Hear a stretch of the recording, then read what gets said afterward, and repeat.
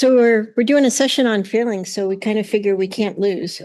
So we fail early. And actually, this started because at the Seattle meeting last year, I told a story about some data recovery we did with Arecibo. Is the mic on? The mic's not on? The mic is that better? Okay. So this whole thing started because at the Seattle meeting, I was part of a session on storytelling, and I told a story about how we had done data recovery with the Arecibo telescope. And so he says, "Oh, that sounds great. You know, it doesn't sound like it was hard at all." I'm like, "Oh my gosh, we failed." Like the approach that I talked about, that was like number 17, and how we actually got this data. We failed and failed and failed. And Denise came up to me afterwards and said, "Hey, we should do a session on failing next year since you're such an expert." So, And in the best possible way. and she mentioned in the best possible way, because we don't talk about failing. You know, we talk about all of the good stuffs and all of the good stories. You know, we don't talk about the grants that we don't get.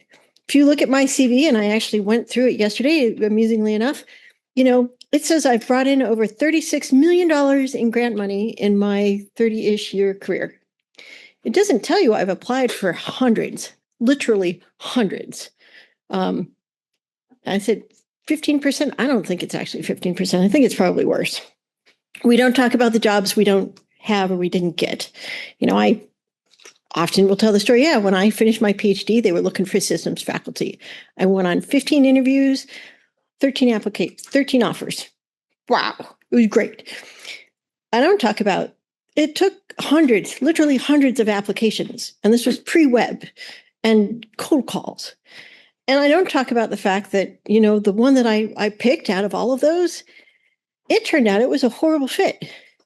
And in less than 3 years, I left tenure track academia for a soft money position at a national lab and never looked back. We don't talk about the opportunities we've missed. And we think we should. And it's not just us, academics, it's big, important people. You know, I love this Michelle Obama quote of, you know, failure is part of the process. You learn to pick yourself up, and the quicker and the more resilient you become, the better you are. Okay. Everybody fails. It's what you do with failing and how you react to it and how you define it or let it define you or not. As we were prepping for this session, Denise found a really great exercise that if we had had a 3-hour time slot, we totally would have done, because it involved, for lack of more explanation, you build a thing with only things that you can find in the room. So like a national monument out of only things you can find in the room. And then there's a discussion afterwards of, you know, who, you know, everybody assumes, even though you never mention it, that there's going to be a winner and a loser out of the teams. And when do people start comparing what they're doing versus someone else? And how much time did you spend planning versus doing, and all of this? And how do you separate the outcome of your folding chair national monument from your self-worth? So the overall question that we wanted to try to talk about is, how do you respond to uncertainty and challenge? And we're hoping this is going to be a fairly interactive session. That mic might go to Gabby, because if there are people with questions online, Gabby, our super helpful assistant, is going to give us questions. And then we'll run that back and forth as we go on. So what we're going to do now is I'm going to talk about my dream job that turned out it wasn't. And I actually have a witness, and was actually with me in my dream job. Denise is going to talk about her PhD or her PhD don't. And Steve's going to talk about a time where hardship really changed the course of someone's life. And we're all going to talk about failing and what that might mean or not, and how we dealt and what it meant in the longer term.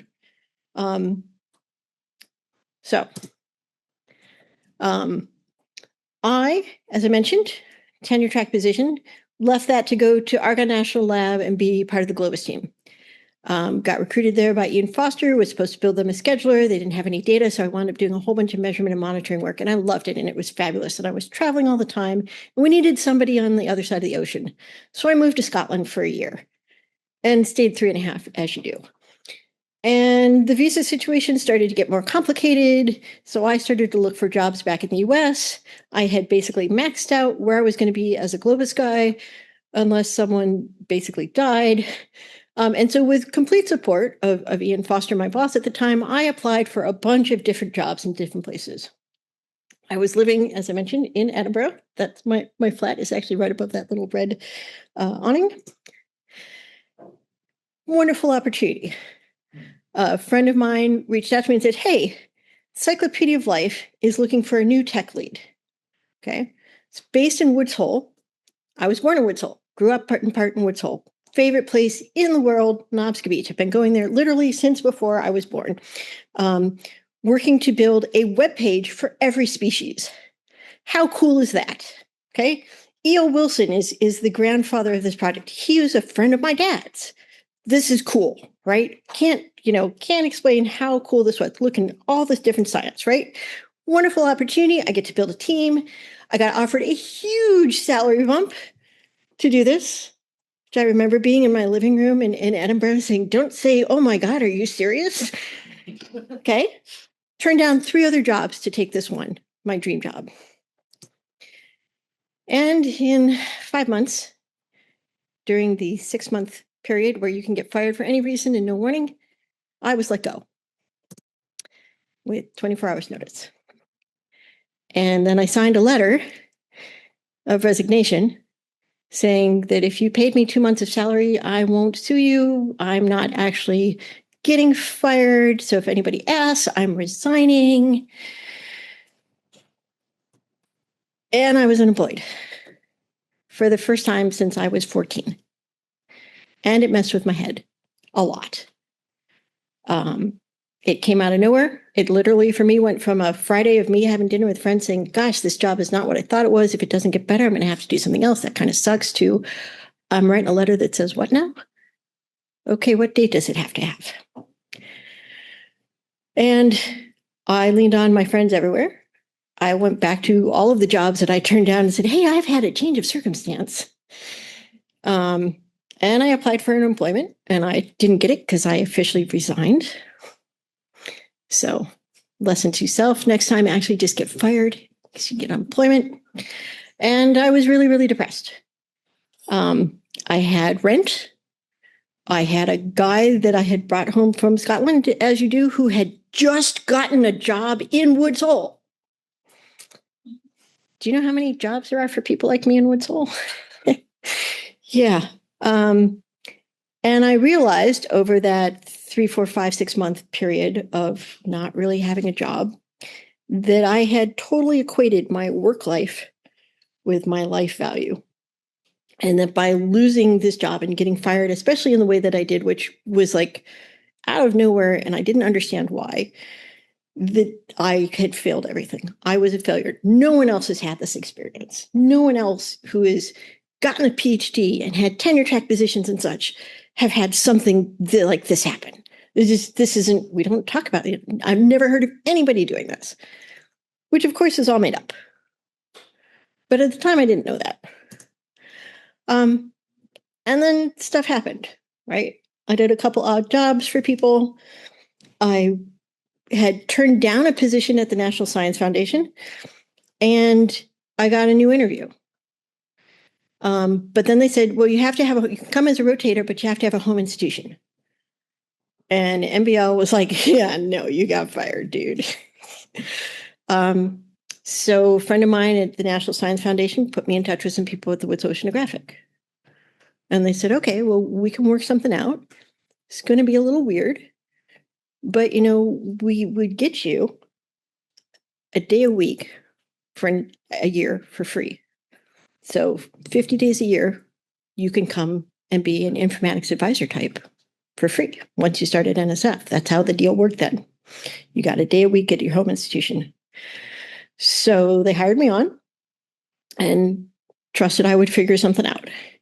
And I went to the National Science Foundation and spent 4 years as a rotator, which, that's kind of as much as you can do. It wasn't the NSF I had applied for the first time. Different leadership team. In fact, the head of the office had changed. Some of the program officers I was working with had changed. So the different team members. If I had gone originally with the team that was there, I probably would have stayed in cyber infrastructure the whole time. Better or worse? I don't know. What I did instead is I went from the cyber infrastructure team and dealing with the Obama stimulus funding to the EPSCoR team where they desperately needed a networking person to deal with the Obama stimulus funding, to Cliff Jacobs recruiting me to be part of EarthCube right when it was starting, to growing. That's how I met ESIP. That's how I met many of the folks here that I know. When my time as a rotator timed out, I stayed in DC, got a job at a not-for-profit, super bored. And then I got recruited to a job at IU, running an international networking team. That wouldn't have happened if I hadn't gone to NSF. At IU in Bloomington, I learned a lot about networks. I'm stunned that they ever work. I don't know how my cell phone works everywhere. It's just amazing. The more you learn about these things, the more you're like, wow, that's really cool. I did a ton more science. I met my now husband, became a stepmom. So my life changed because I got fired, and fired on no notice. Because of NSF and IU, I got recruited to UT Austin. And I have a great job. I have like the best job right now. I'm a science liaison for a massive computing system. I'm talking to people about how can we help you do your science? It is every day. Somebody was joking with me earlier. Do you just travel around the world saying, hey, we can store your data? I'm like, well, not all around the world, just, Brazil and here in Massachusetts and Oregon and, well, a few places. But I also changed. I don't let my job define me anymore. And when I went to NSF, that was really important because NSF will take over your entire existence. Like taking a whole Sunday off is a big deal most weeks. I draw more work-life balance lines because when I lost that position, I realized that the life part of my work life was really small. And my friendship circle was right there. It was all involved with work. And when I couldn't talk to work anymore, things were weird. I was also living in a very, very small town where I couldn't even go to dinner and complain about work because you never knew who was at the next table over, which was like 500 people in the winter. I also don't take things at face value as much.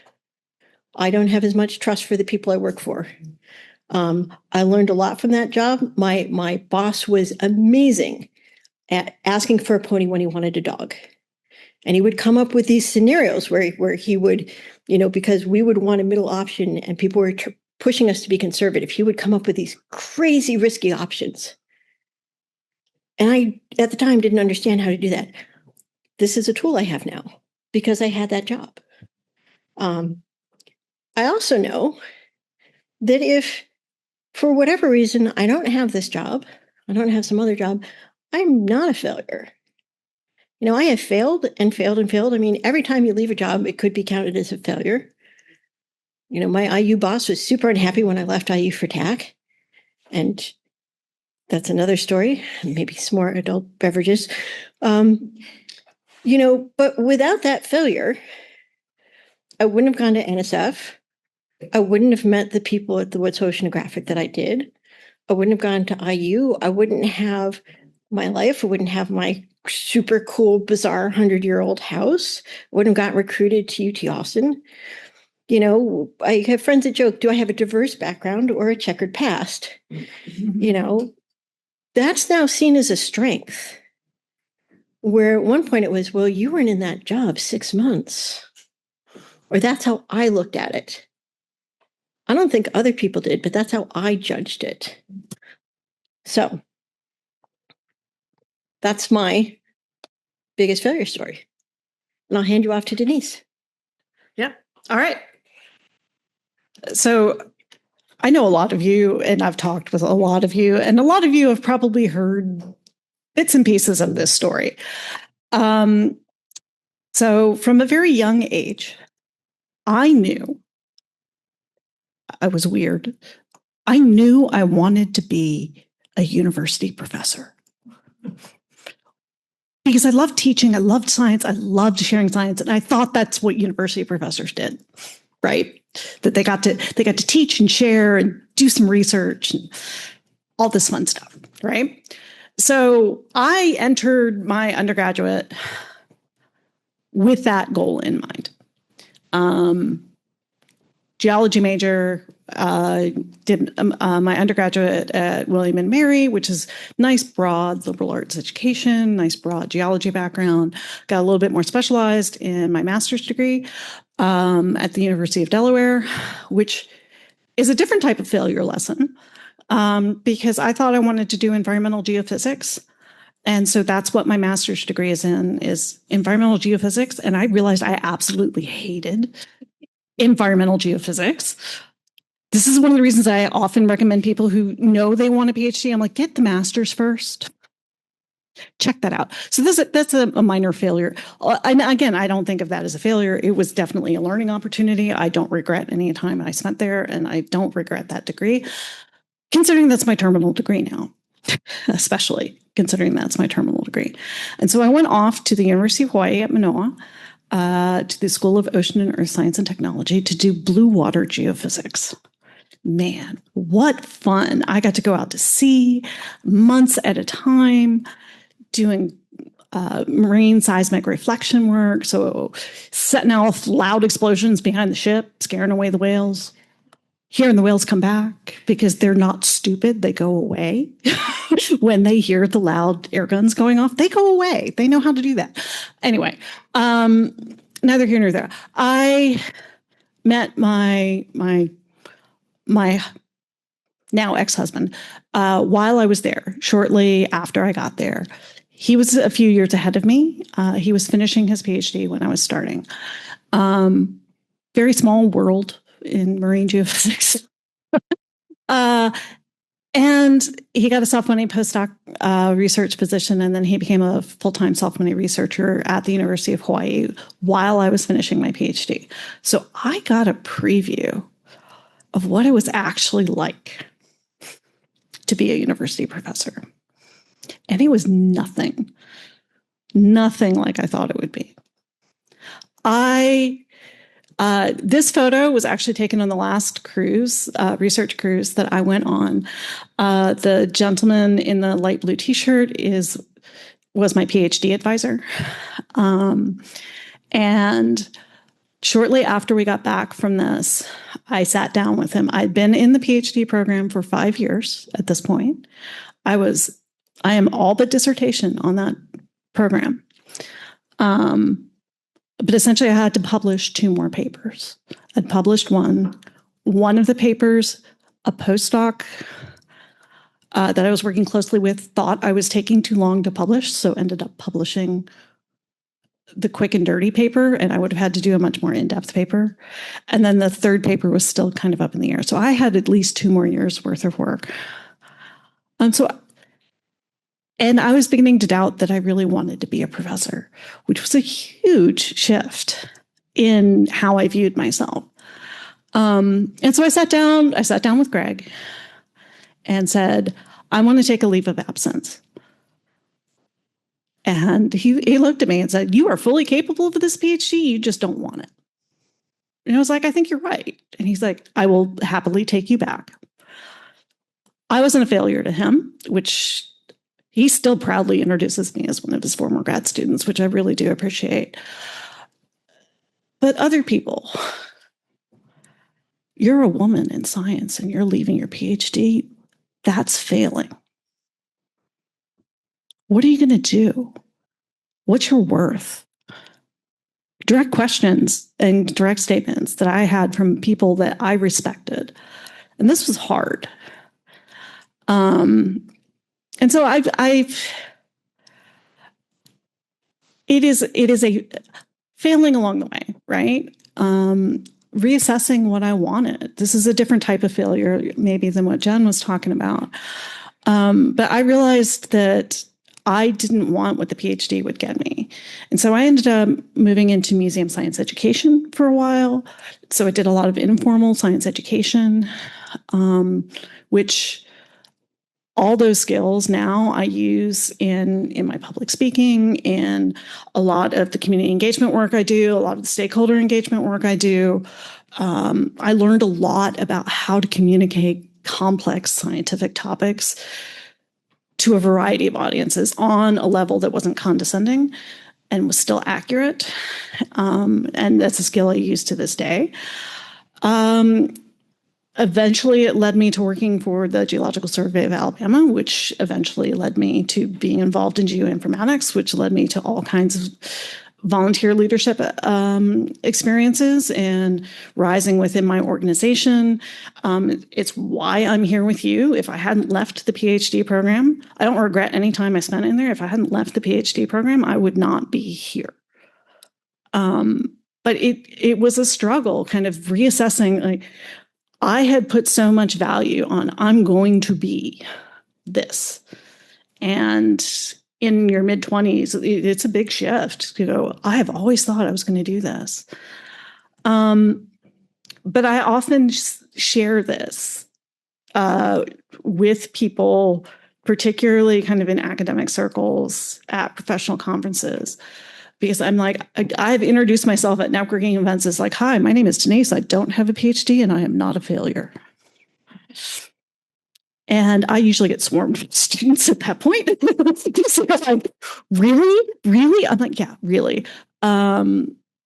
Because I learned a lot during that program. I learned a lot about science. I learned a lot about research. I learned a lot about myself. And all the skills that I gained have helped me get to where I am. But in the moment, when you have people that you respect telling you that you are a failure to other women, to other people, it's hard. It's hard to shift that value. And it's like for the most part, I'm happy with where I am right now. When we get to sharing kind of additional failures, you might, some of you already know, might recognize that I am in a point of failure right now, which we'll talk about 2 minutes. But a lot of people think leaving a program like without accomplishing the goal is a failure, but it's just a reframing. And that's one of the things that we do want to talk about in the session is how you reframe these potential failings so that it's not a failure, it's just a step along the way. And with that, I pass it to Steve. No, it's because this is a way shorter story. I'm failing right now. I retired in January, and then Scripps retirements are measured in hours. Mine was 5. And then I bounced back and came back on Monday. So right now I'm happily failing at retirement. Yeah, my wife keeps going, where are you going today? Same office. Sometimes it's within your control. This failure to retire, that's all on me. But I want to tell you about somebody, a very good friend of mine. This is Willie Stewart. He was undefeated high school wrestler, Washington, D.C. area, with the same age, which is why we know each other, even though we grew up in different sides of the country. And we met doing an extraordinary event. I had this guy swim past me really fast. He started in the wave behind me. I was a triathlete, different body, 2002 body, totally different. And he goes by me. And then he's gone on the bike, and I catch him. I'm like, hey, man, that was a good race. And catch up, and we become friends. He is a 4-time Ironman finisher. And when I say Ironman, I don't mean any old Ironman. I mean Kona World Championship. He broke 11 hours, 10:32, I think he went, which is damn fast. Ran a 3:16 marathon. Skate from Alcatraz is by far the most exclusive triathlon in the world. He's done it 15 times, and holds a record. Won the Catalina Marathon overall. Xterra, and solo kayak the Grand Canyon. No small feat. Exactly what you would expect from somebody with an athletic background of being undefeated wrestler and a 3-sport athlete lettering in high school. Summer 1979, he got a job in D.C. at the Watergate Hotel as a maintenance person. He hadn't gone to college yet, had a lot of offers because he was a great athlete. What this picture doesn't show you is Willie lost his left arm. He was working in the ventilation system and somebody turned on the fan. He lost his arm at the humerus, and he fell out of the ventilation shaft 4 stories onto the lawn. His brother was there and picked him up, put him in the truck. Willie said, "I'm not going to make it," got out of the truck and ran a mile to the emergency room with his left arm under his right arm. Right behind that, he got out of the hospital, and he gained a lot of weight, started drinking, and basically stayed at home. Had, disability and unemployment, fine financially. And then one day he made a promise to his mom that he would go out and do a 5K just to get him out of the house. He wore a sweatshirt, big baggy clothes nobody would see because he had been very proud of his physical form. And he ran that race, did terribly, had to stop, puke, the whole thing. But he said, "I felt alive again." And from that, he started running. And of course, his genes kicked in and he started winning races. He became the fiercest one-arm rugby player in the Washington, D.C. area. People were actually afraid of this man. He would get out there and run. And if somebody has lost their arm and they don't have anything else to lose and they have the ball in there in front of you, get out of their way. He went on to beat Lance Armstrong in the New York Marathon. He rode and beat most able-bodied in this race. If you've ever ridden an Xterra race, it's an off-road race that will challenge you with agility, and he's doing it with an artificial left arm.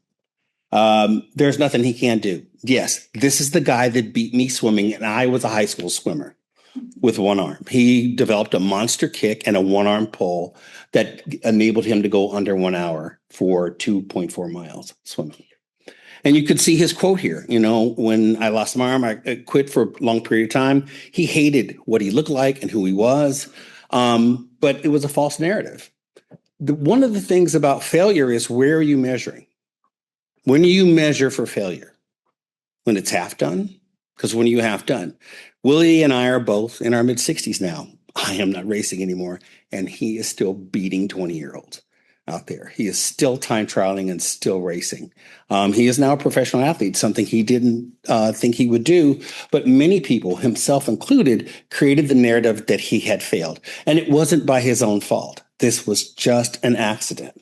But I worked with a bunch of people, and you can see on his right arm, it's a thing called CAF. CAF is the Challenged Athletes Foundation, and it is full of people, from people who are in wheelchairs and veterans who have been lost 3 limbs to IEDs. On a cold day in November in La Jolla, everybody gets together and does a triathlon. And there are people that have assistants who are visually impaired, people who have hearing impairment, people who have nerve damage. All of them get out there. And on the one day, the able-bodied people are the odd ones. And the people who have physical and visual impairment are the people who take center stage. And Willie is kind of king of that environment. When he was asked by a local news crew, he said it was the best day of his life was the day he lost his arm. He said because it opened up so many new opportunities for him, and it brought him into traveling the world and seeing everything. And he said, if I had the chance to get my left arm back, I would not take it if I had to give up all the things I have now. He is one of the most inspirational people I have ever known. And he doesn't get down. He doesn't have good performances all the time, but he doesn't blame the left arm that's missing. And so it's this thing about any one of us could be him, that we go into an accident, something happens, our image of ourselves is off, is affected. But it was his mom externally intervening, and then him taking the ball after that, literally the rugby ball, and then, working his way back to where he thought he should be. So it was all an image in his mind, and he doesn't think of himself as a challenged athlete. He just says, I'm an athlete, and I'm different. That's the story. But it is something that is physical and visceral, and you can see what's different and how somebody came over it. And it's one of a continued inspiration to me. So I'm going to hand it back over to Jen. Right. So before we open it up to people, we wanted to talk about some of the general lessons that we kind of all took from this. And we've been talking and thinking about this for a while.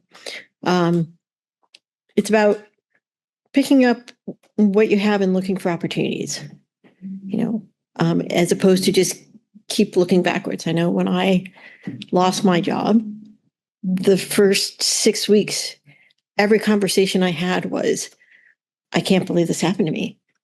I don't understand. What did I do wrong? I tried everything. I didn't know. And at some point, a friend of mine said, you got to stop that, and it said, change it to, where are the new doors? This is an opportunity. This is a chance to do something different. This is a chance to try something different. It's about what's on the other side of what you might think of as a failure. Even if you have talent and drive, this is going to happen. And it's looking at the other options, and about being flexible. As Denise said, I've actually, I've given a work evolution talk where I jokingly say, I was born with a third generation congenital disease that I wanted to be a tenure track faculty member. And upon achieving that, I decided, this isn't what I want anyway. I don't look at that as a failure. I do look at getting fired. So we wanted to open this up to other people to talk about your opportunities, to ask questions, to shine light, because we don't talk about failing. We don't talk about all of the grants we've put in and we haven't gotten. We don't talk about, all of the changes of directions that we might or might not have planned. We wanted to keep this somewhat focused on career tracks. We didn't want to get into psychoanalysis, but we wanted to make failing an okay thing to talk about as a group. And I think, one of the things we were talking about over beer last night is, a lot of times it's external. All of us have been impacted by what's happened with the federal funding situation. I work for UT Austin. I still live in Bloomington, Indiana, because we couldn't sell our house because my husband's a Fed and he can't leave Indiana right now. So that makes my life really challenging. And so we have failed at that, but it's opened up new doors. We've had other opportunities because of that. Yeah. We're going to sit down and pass that around. And we'll advance to the next slide. But go ahead.